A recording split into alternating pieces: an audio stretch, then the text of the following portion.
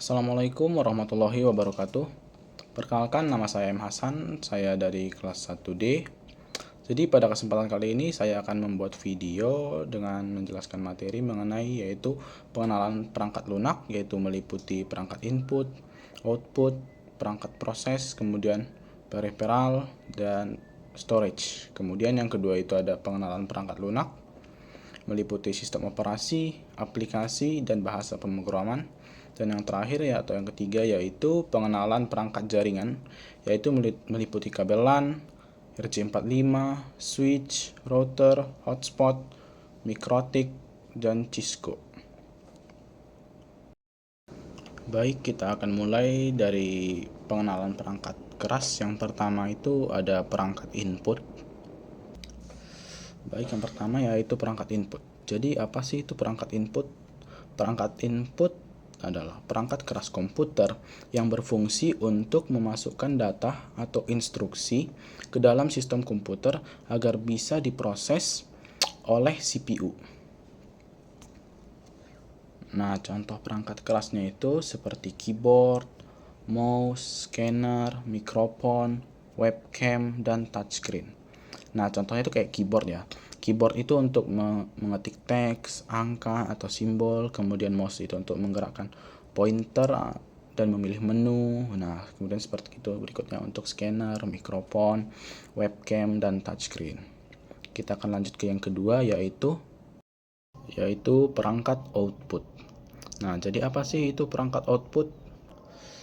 Nah, perangkat output itu adalah perangkat keras komputer yang berfungsi untuk menyajikan hasil pemrosesan data dari komputer ke pengguna. Nah, jadi itu kayak data yang sudah kita input atau yang sudah kita masukkan setelah diproses, hasilnya itu akan ditampilkan di perangkat output. Nah, contoh-contoh perangkat output ini ya kayak monitor, printer, speaker, proyektor, plotter. Nah, seperti itu dia.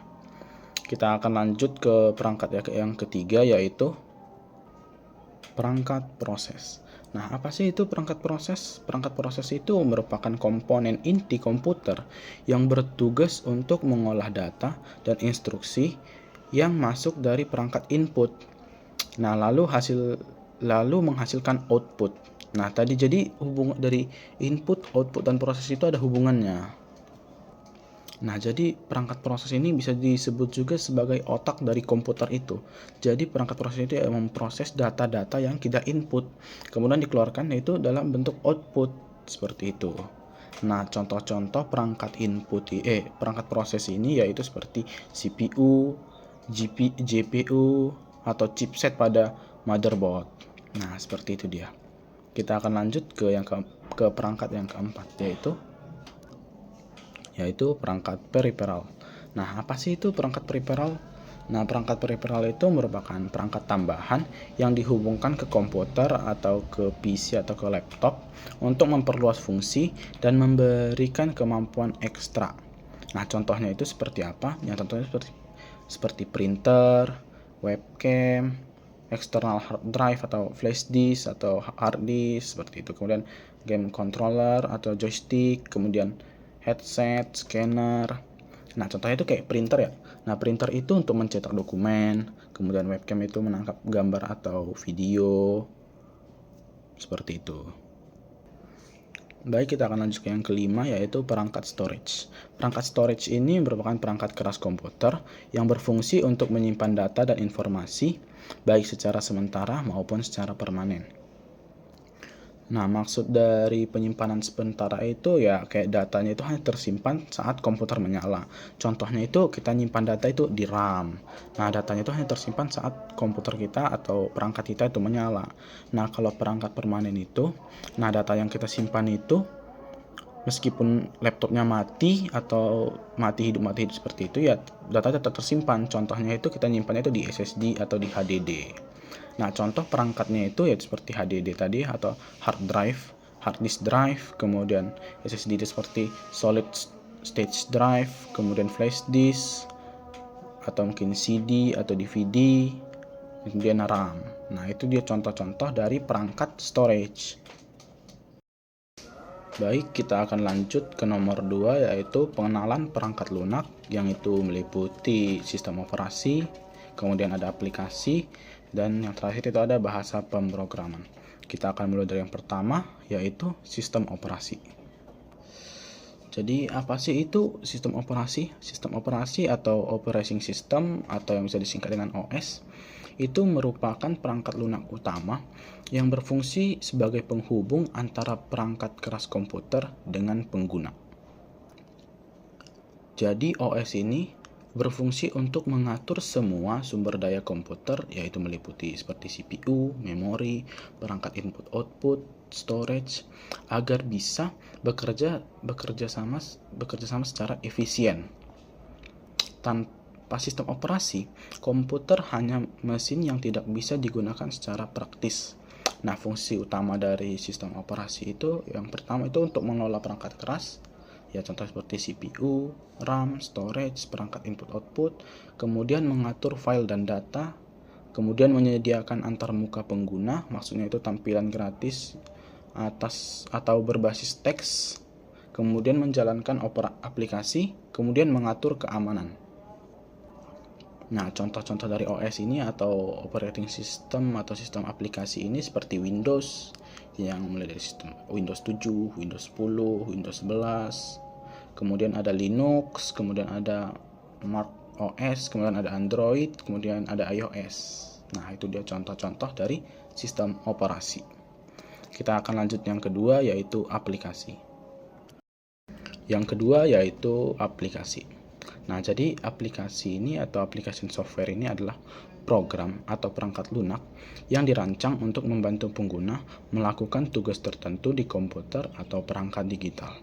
Nah, jadi perangkat aplikasi ini berbeda ya dengan sistem operasi. Nah, kalau sistem operasi itu kan itu tugasnya untuk mengatur kerja komputer secara keseluruhan. Nah, kalau aplikasi ini fokus pada fungsi spesifik sesuai kebutuhan pengguna. Nah, contohnya itu seperti WhatsApp. Nah, WhatsApp itu fungsi spesifiknya itu contohnya untuk buat SMS atau chatan, video ngevlog, VC, video call, teleponan, kemudian kita bikin status. Nah, contoh-contoh spesifiknya seperti itu. Nah, berbeda dengan contohnya kayak kamera. Kamera itu kan fungsi untuk kita foto atau video. Nah, contoh-contoh lebih mudahnya seperti itu. Nah, fungsi utamanya dari aplikasi ini yaitu untuk membantu pekerjaan sehari-hari, kemudian menyediakan hiburan, mendukung komunikasi, dan permudah akses informasi. Nah, contoh-contoh dari aplikasinya tadi seperti yang saya sebutkan tadi, kemudian itu ada seperti Microsoft Word, Excel, kemudian CorelDRAW, kemudian Google Chrome atau Mozilla Firefox, kemudian WhatsApp yang untuk Zoom atau mobile apps. Contohnya itu ya kayak kita main game-game tertentu ya kayak misalnya Block Blast. Nah, cuman main blok doang. Kalau Free Fire, game FF, game burik. Nah, contohnya itu tuh ya untuk game perang, untuk PUBG atau Mobile Legend. Itu kan spesifik berbeda-beda tuh. Nah, contohnya seperti itu. Kita akan lanjut ke nomor 3. Yang ketiga yaitu bahasa pemrograman. Bahasa pemrograman ini merupakan bahasa khusus berupa instruksi atau kode yang digunakan programmer untuk berkomunikasi dengan komputer. Nah, dengan bahasa ini kita bisa menuliskan perintah agar komputer melakukan tugas tertentu, mulai dari penghitungan sederhana hingga sistem kompleks. Nah, bahasa pemrograman ini menjadi jembatan antara manusia dan mesin. Nah, fungsi utamanya itu yaitu untuk membuat aplikasi, desktop, mobile, atau web, kemudian mengembangkan sistem operasi atau perangkat lunak, kemudian mengatur cara komputer memproses data, dan membuat algoritma dan simulasi. Nah, itu dia penjelasan mengenai pengenalan perangkat lunak, yaitu sistem operasi, aplikasi, dan bahasa pemrograman. Kita akan lanjut ke yang ketiga, yaitu pengenalan perangkat jaringan. Pengenalan perangkat jaringan yang pertama yaitu kabelan. Nah, kabelan ini atau local area network ini adalah media fisik berupa kabel yang digunakan untuk menghubungkan perangkat komputer dalam suatu jaringan lokal. Nah, kabel ini berfungsi sebagai penyalur transmisi transmisi data, sehingga komputer, printer, server, atau perangkat lain bisa saling berkomunikasi dengan cepat dan stabil. Nah, kabel LAN ini biasanya digunakan di rumah, sekolah, kantor, atau laboratorium komputer. Nah, fungsi utama dari kabel LAN ini yaitu untuk menghubungkan komputer dengan jaringan lokal, kemudian menyalurkan data antar perangkat dengan kecepatan tinggi, kemudian memberikan koneksi internet melalui router atau switch, kemudian stabil dan aman dibanding koneksi nirkabel, contohnya itu seperti WiFi. Seperti itu dia. Nah, contoh dari kabel LAN itu seperti UTP, yaitu kabel paling umum yang terdiri dari 8 kawat terpilih. Kemudian ada STP, yaitu mirip dengan UTP tapi dilapisi pelindung untuk mengurangi gangguan. Kemudian ada fiber optik, kemudian ada coaxial cable. Itu dia mengenai kabel LAN. Kita akan lanjut. Yang kedua yaitu RJ45. Nah, jadi RJ45 ini merupakan konektor ya teman-teman. Nah, jadi RJ45 ini merupakan jenis konektor standar yang digunakan untuk menghubungkan kabel jaringan, khususnya kabel LAN atau Ethernet. Nah, bentuknya mirip copotan telepon, lebih besar dan memiliki 8 pin logam di dalamnya untuk mentransmisikan data. Nah, RJ45 ini biasanya dipasang di ujung kabel UTP atau STP agar bisa dicolokkan ke port jaringan pada komputer, switch, router, atau modem. Nah, fungsi utama dari RJ45 itu yaitu untuk menghubungkan kabel LAN ke perangkat jaringan, kemudian menyalurkan data antar komputer dan jaringan lokal atau LAN, kemudian menjadi interface standar untuk Ethernet. Nah, contoh dari penggunaan RJ45 itu yaitu port RJ45 di laptop atau di PC, kemudian router atau switch, kemudian modem internet. Nah, oke, kita akan lanjut ke yang ketiga yaitu switch. Nah, kita lanjut ke switch ya teman-teman. Nah, switch ini merupakan perangkat jaringan yang berfungsi untuk menghubungkan beberapa komputer atau perangkat lain dalam satu jaringan lokal atau LAN. Nah, switch bekerja dengan cara menerima data dari satu perangkat, lalu mengarahkan data tersebut hanya ke perangkat tujuan, bukan ke semua perangkat. Nah, hal ini membuat komunikasi antar perangkat lebih efisien, lebih cepat, dan aman dibanding dengan hub yang mengirim data ke semua perangkat. Nah, fungsi utama dari switch ini yaitu untuk menghubungkan komputer, printer, server, dan perangkat lain dalam LAN. Kemudian mengatur lalu lintas data agar tidak terjadi tabrakan. Kemudian memastikan data dikirim hanya ke perangkat yang dituju. Kemudian yaitu menjadi pusat distribusi jaringan di kantor, sekolah, atau rumah. Nah, contoh dari switch ini yaitu Cisco Catalyst Switch, kemudian Netgear GS308, kemudian itu HP Aruba Switch. Kita lanjut ke perangkat yang ketiga yaitu router. Nah, router ini merupakan perangkat jaringan yang berfungsi untuk menghubungkan beberapa jaringan sekaligus dan mengarahkan lalu lintas data di antara jaringan tersebut. Nah, jadi router ini berbeda dengan switch ya teman-teman. Nah, kalau switch itu bekerja hanya di dalam satu LAN, router ini bisa menghubungkan LAN ke jaringan lain. Jadi, ada beberapa LAN di dalam si router ini. Nah, router ini juga menentukan jalur terbaik agar data sampai ke tujuan dengan cepat dan efisien. Nah, fungsi utama dari router ini yaitu menghubungkan jaringan lokal LAN ke internet, kemudian membagi koneksi internet ke beberapa perangkat, contohnya itu seperti PC, laptop, atau smartphone. Kemudian yaitu mengatur lalu lintas data agar tidak terjadi kemacetan. Nah, maksudnya itu apa? Data yang dikirimkan itu dapat lebih dengan cepat dapat diatur di router ini, teman-teman. Nah, kemudian itu memberikan fitur keamanan, yaitu firewall atau ekskripsi. Kemudian bisa berfungsi sebagai WiFi atau access point untuk koneksi nirkabel. Nah, contoh-contoh dari router ini yaitu seperti TP-Link, Archer C6 atau C6. Kemudian ada Cisco router atau ISR series. Kita akan lanjut ke perangkat yang berikutnya, yaitu hotspot. Hotspot ini merupakan perangkat atau fitur jaringan yang memungkinkan suatu perangkat, contohnya itu kayak router, smartphone, atau modem, untuk membagikan koneksi ke perangkat lain melalui WiFi. Jadi tidak ada perangkat keras, contohnya tidak perlu pakai kabelan ya teman-teman, dengan hotspot ini. Nah, dengan hotspot, komputer, laptop, ponsel bisa terhubung ke internet tanpa kabel, cukup dengan jaringan nirkabel atau wireless. Nah, fungsi utama dari hotspot ini yaitu untuk membagi koneksi internet ke beberapa perangkat sekaligus, kemudian memberikan akses internet di area tertentu, contohnya di rumah, di kantor, di kafe, di sekolah. Kemudian yaitu memudahkan mobilitas karena tidak perlu pakai kabelan, teman-teman. Kemudian bisa diatur dengan password untuk keamanan. Nah, contoh perangkat hotspot itu ya ada di WiFi router, kemudian ada di portable WiFi, kemudian ada di public WiFi hotspot, kemudian ada di laptop atau PC dengan WiFi adapter. Nah, itu dia mengenai hotspot. Kita akan lanjut ke perangkat yang berikutnya, yaitu mikrotik. Baik, yaitu router maksudnya itu mikrotik. Nah, mikrotik adalah sistem operasi dan perangkat lunak jaringan yang dapat mengubah komputer biasa menjadi router handal.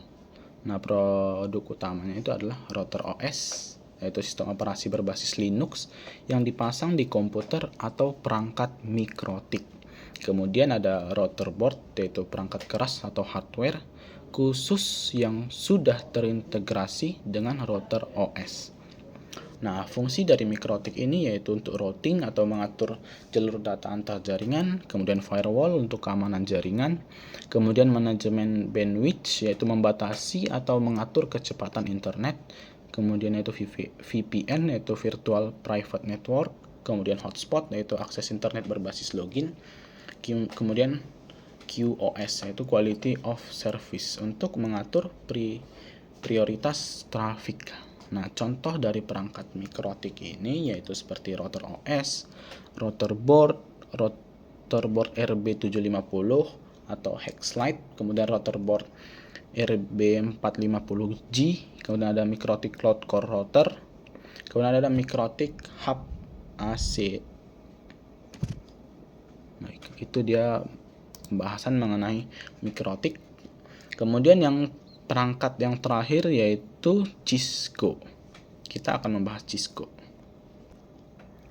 Nah, jadi Cisco ini merupakan perusahaan teknologi global yang memproduksi perangkat jaringan seperti router, switch, firewall, dan sistem keamanan.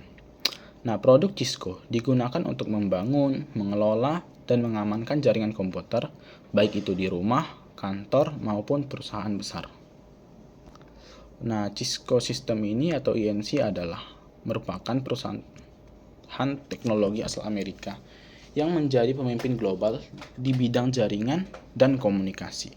Nah, Cisco ini menyediakan perangkat keras, perangkat lunak, serta layanan untuk mendukung infrastruktur jaringan, keamanan, dan transformasi digital. Nah, fungsi utama dari perangkat Cisco ini yaitu membangun infrastruktur jaringan, baik itu LAN, WAN, atau internet. Kemudian menghubungkan perangkat melalui router atau switch, kemudian menjamin keamanan sistem informasi dengan firewall dan VPN. Kemudian yaitu mendukung efisiensi bisnis lewat manajemen bandwidth dan QoS. Nah, contoh perangkat Cisco ini seperti Cisco Switch Catalyst Series, yaitu menghubungkan banyak komputer dalam LAN dengan efisiensi tinggi. Kemudian ada Cisco ASA Firewall, yaitu untuk melindungi jaringan dari serangan dan akses tidak sah. Kemudian yaitu ada Cisco Meraki Access Point, yaitu menyediakan WiFi untuk area luas dengan manajemen cloud. Kemudian ada Cisco UCS atau Unified Computing System, yaitu server untuk data center dengan integrasi jaringan. Baik teman-teman, cukup sekian video dari saya, yaitu pembahasan mengenai pengenalan perangkat keras, meliputi perangkat input, output, proses, peripheral, storage. Kemudian yang kedua yaitu pengenalan perangkat lunak, seperti sistem operasi, aplikasi, bahasa pemrograman. Kemudian yang terakhir, yang ketiga, yaitu pengenalan perangkat jaringan, meliputi kabelan, RJ45, switch, router, hotspot, mikrofon, dan Cisco. Sekian video dari saya, kurang lebih mohon maaf. Wassalamualaikum warahmatullahi wabarakatuh. Bye-bye.